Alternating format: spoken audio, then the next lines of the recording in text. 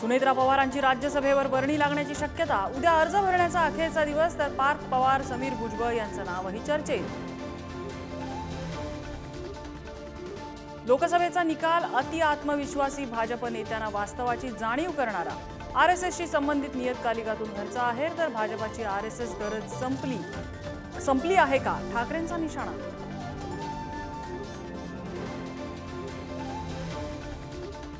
मराठा समाजाचा छळ करणार असाल तर जिरवल्याशिवाय राहणार नाही, जरांगेंचा इशारा। जरांगेंनी उपोषण मागे घ्यावं, फडणवीसांचं आवाहन। राजकीय नेत्यांची जरांगेंच्या भेटीसाठी रीख।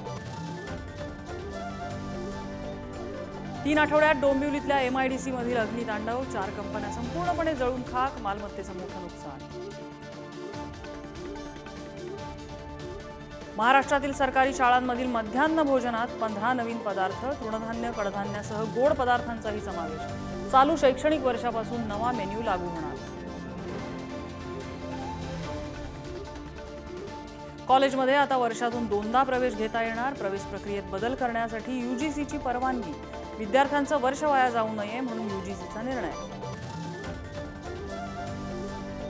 कुवेतमध्ये निवासी इमारतीला भीषण आग, 40 जणांचा मृत्यू, मृतांमध्ये 30 भारतीय। चंद्राबाबू नायडूंनी घेतली आंध्र प्रदेशच्या मुख्यमंत्रीपदाची शपथ। शपथविधीला मोदी, एकनाथ शिंदे यांची उपस्थिती। 21 आमदारांसह पवन कल्याणही सरकारमध्ये।